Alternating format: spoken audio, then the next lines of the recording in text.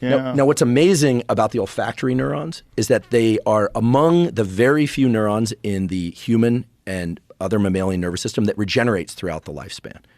So there's a little area of your hippocampus where there's some neurons that everyone makes a big deal of that frankly don't do a lot to regenerate throughout the lifespan, so-called neurogenesis, new neurons. But the olfactory neurons, even though they're a central nervous system neuron, just like your retinal neuron or your cerebral cortex, they can regenerate throughout the entire lifespan. And they do. Every time somebody takes a head hit or there's some, shearing off of these axons, they regenerate. Now, under conditions like, we saw this a lot during COVID where people were complaining about loss of smell. Mm-hmm. We see this when people age. Some people are thinking that loss of smell may be a correlate, not the cause, but a correlate of age-related cognitive decline, dementia, and Alzheimer's, things like that. There are a few things. Actually, I think I recommended it to a couple of friends of ours. Now, there's very little data on this, but I will say, and I'll catch heat for this, but these days I catch heat anyway, so I don't care. There are good data, in my opinion, small amount of data, but let's call it decent enough data to explore that alpha lipoic acid at 600 milligrams per day during the time when you're starting to lose your smell might rescue some of that smell. So if someone's getting COVID and they start to lose their sense of smell, or any viral infection where they are losing the sense of smell. What other viral infections cause a loss of sense of smell? Well, anything that clogs the sinuses, certainly, but there are influenza viruses that do this. Now, I know as we're saying this that some people are saying, in fact, Noam Sobel told me that he felt that the data about alpha lipoic acid were kind of on the weak side, but when people are losing their sense of smell and taste, it's really scary. I mean, it's one of those things where you kind of feel like so much of pleasure in life, unbeknownst to us, is the merge especially with food. Oh, I'll never forget when I got a viral infection and I lost my sense of smell, and I ate a handful of blueberries, which I love, and it just tasted like bags of water. I was like, oh goodness, like I don't. There are worse things. Was it in COVID life. that you lost your smell with? It was. And I did the smell training, which has also been shown to work because these olfactory neurons. This is amazing. Their survival is activity dependent. They require electrical activity driven by sniffing and smelling. It is true that the behavioral tool of taking a lemon and really just like getting it close to that nostril and just really trying to get whatever little whiff of lemon you can, and then taking, your coffee and getting that little whiff of coffee, whatever little remnants of smell that you can get in there has been shown to improve the survival and eventually the durability of not just the olfactory neurons, but scent. In other words, the behavioral training works. The alpha lipoic acid thing is debated. The thing about alpha lipoic acid is diabetics and people with blood sugar issues probably shouldn't take it. It can kind of reduce blood sugar a little bit. But when I had that happen, lost my sense of smell, I was like, listen, I want my smell back. So I took 600 milligrams of alpha lipoic acid, and I was doing the scent training. I was like sniffing lemon, sniffing coffee, sniffing Parmesan cheese, sniffing anything that was pungent that I could recognize.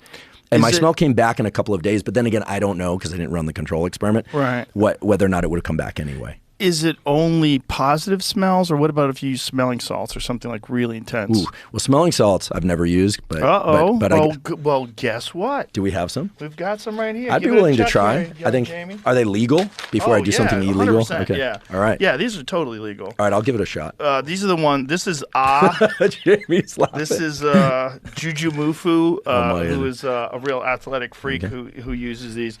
I don't know him, but shout out to him because this is the strongest shit we have ever tried. I will just. This one's sealed too. So I'll just try a little bit. Oh, you're gonna get all up in there.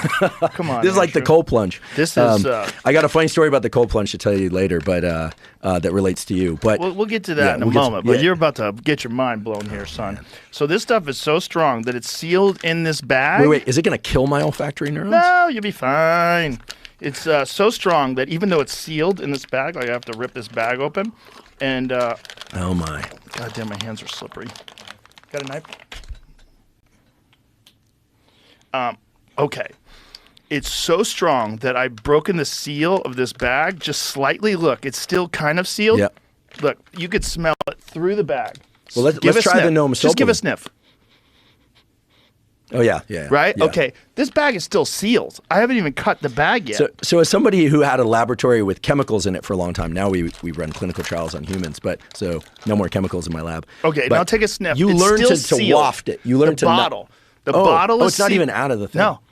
Oh. Yeah. The bottle's still sealed. Oh, this is just the beginning. You know when you go to a park and you go into a public bathroom at a park that has a pool? He's getting nervous. Yeah, I'm getting nervous. I'm no Elon Musk, but I saw what happens when people do substances on this. Look, that was legal in the state of California. And I think everybody's getting a little out of hand.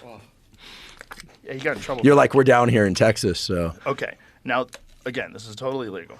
Now, what you're going to do here is take this. Isn't it amazing that the word legal, when said fast, sounds like illegal? Yeah, legal. And then you go, wait, what did you say? Illegal. It's totally legal.